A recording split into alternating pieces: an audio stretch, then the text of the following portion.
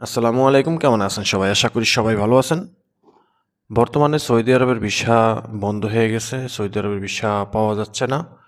অনেকে অফিসে টাকা দিছে, এজেন্সির কাছে টাকা দিয়ে রাখছে বা দালালের টাকা দিছে, অগ্রিম টাকা দিছে। এখন রিউমার বা একটা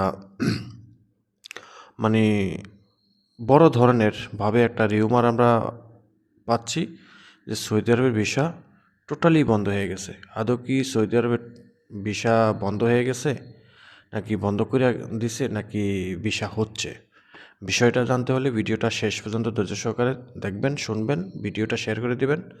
চ্যানেলে নতুন হলে চ্যানেলটা সাবস্ক্রাইব করে রাখবেন। আপনার গুরুত্বপূর্ণ তথ্য এই চ্যানেল থেকে অবশ্যই পাবেন। তো সৌদি আরবের ভিসা কি বন্ধ নাকি চালু আছে? সৌদি আরবের ভিসা এখন বন্ধ নাই, তবে সৌদি আরবের ভিসা উঠছে না তেমন একটা। বলা যেতে পারে 70-80% ভিসা কিন্তু উঠানো যাচ্ছে না। খুব কম সংখ্যায় 15-20% ভিসা সম্ভবত উঠছে। তাহলে ভিসা, বাকি ভিসাগুলো উঠছে না কেন? মাত্র এই অল্প সংখ্যার ভিসা কেন ওঠে, বাকিগুলা কেন ওঠে না? কী সমস্যা? আমাদের অনেক ভাই বেরাদার সৌদি আরবে নতুন আসবে, আসার জন্য এজেন্সির কাছে টাকা দিয়ে রাখছে, দালালের কাছে টাকা দিয়ে রাখছে, কিন্তু দালাল ভিসা দিতে পারতেছে না, এজেন্সিও ভিসা দিতে পারতেছে না। আবার ভিসা থাকলেও প্রসেসিং নিয়ে একটা জটিলতা তো আছেই। এখন বর্তমানে জটিলতা একটু বেশি। সেটার কারণ হলো ইরান, আমেরিকা এবং ইসরায়েলের যুদ্ধ নিয়ে। আমরা জানি যে যুদ্ধের কারণে পুরো মধ্যপ্রাচ্য একটা মানে অন্যরকম একটা সিচুয়েশনের মধ্যে দিয়ে তারা সময় পার করতেছে। তো এখন বর্তমানে সৌদি আরবের ভিসাগুলো কেন উঠছে না? এখানে সৌদি আরবের ভিসা তুলতে গেলে আপনার যে ক্যাটাগরিগুলো, সেগুলা যদি ঠিকঠাক থাকে তাহলে ভিসা 100% ওঠে। আর যদি না থাকে, ঠিকঠাক না থাকে, যে রুলসগুলো মানতে হয়, টার্মস অ্যান্ড কন্ডিশনগুলো মানতে হয়, সেইগুলো যদি আপনার ঠিকঠাক না থাকে তাহলে ভিসা ওঠে না। তো এখন সেগুলা কি? সেগুলো হলো যে সৌদি আরবে মনে করেন কোম্পানি আছে, শরিকা আছে, যেটা আমরা শরিকা বলি, আবার মুআসসাসা আছে। তো এক একটা কোম্পানির এক একটা রুলস অনুযায়ী কোম্পানির ভিসা তুলতে পারে। কোনো কোনো কোম্পানি 2টা ভিসা তুলতে পারে। 2টা ভিসা বলতে আমি যদি একটু ভেঙে বলি, যেমন সৌদি আরবে সৌদিকরণ করতে হয়। প্রত্যেকটা কোম্পানিতে, প্রত্যেকটা সেক্টরে সৌদিকরণ করতে হবে। প্রতি 2 জন কর্মীর জন্য একজন সৌদিকরণ করতে হবে।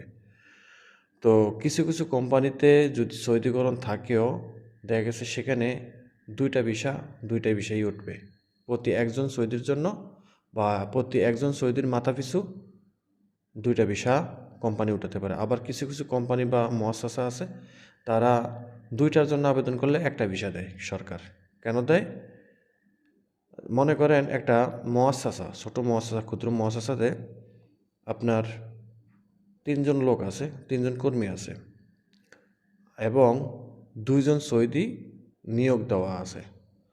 তো 2জন সৌদি, একজন সৌদির ভাগে 2জন করে কর্মী রাখতে হয়, অর্থাৎ 2জন কর্মীর জন্য একজন সৌদি রাখতে হয়।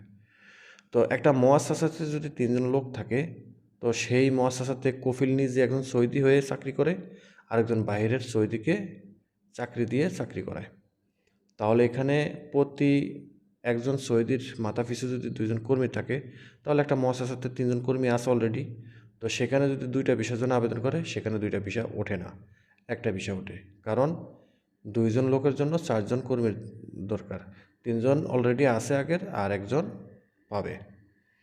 আর যদি কোনো কোম্পানিতে মনে করেন, এটা আসলো ছোটো মুআসসাসার ক্ষেত্রে, আর বড় বড় কোম্পানিগুলো আছে, মনে করেন 100 কর্মী আছে, 100 কর্মীর জায়গায় 50 জন সৌদিকরণ থাকতে হবে।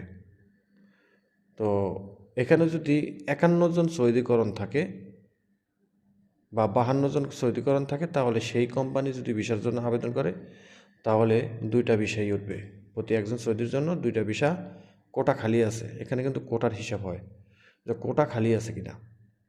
যদি সরকার মনে করে যে কোম্পানিতে 100 কর্মী আছে, 51 জন সৌদি আছে, তো তাহলে একজন সৌদি বেশি, 50 জন হইলো 100 জনের জন্য, আর একজন সৌদি বেশি, তো সেই কোম্পানিতে দুইটা বিষয়ই উঠবে।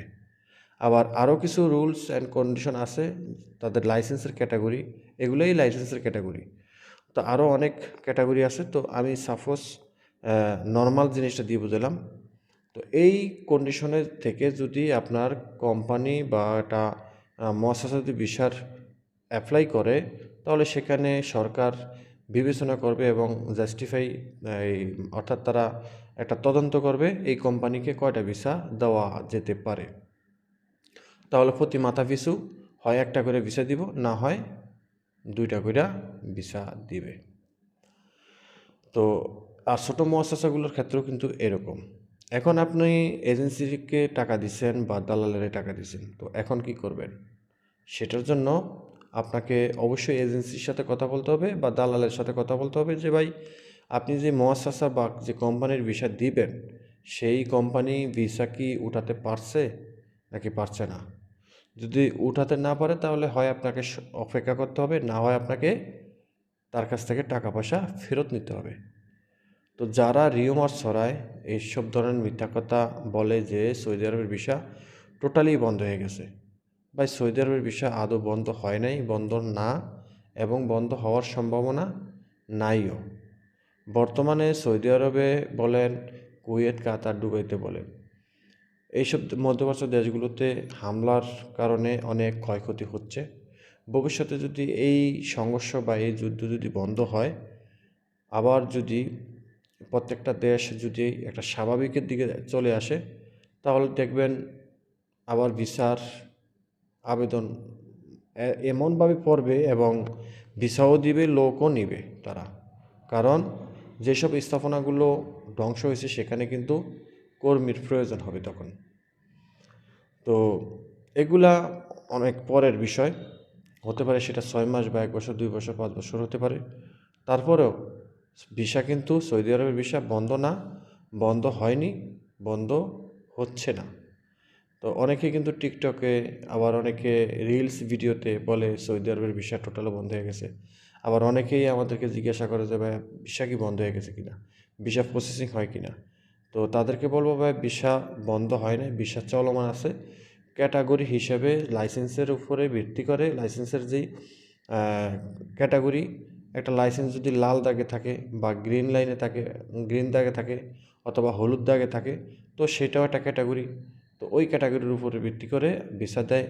আবার কোম্পানির যদি জরিমানা বা ফাইন থাকে, ট্রাফিক মামলা থাকে, তাহলে সেই কোম্পানিকে ভিসাই দেয় না। সৌদিকরণ থাকলেও তাকে ভিসা দেয় না জরিমানা পরিশোধ না করা পর্যন্ত। এই হলো বিষয়গুলো। আশা করি বুঝতে পারছেন। ভিডিওটা ভালো লাগলে শেয়ার করে দেবেন, চ্যানেলটি সাবস্ক্রাইব করে পাশে থাকা বেল আইকনটা অন করে রাখবেন। আল্লাহ হাফিজ।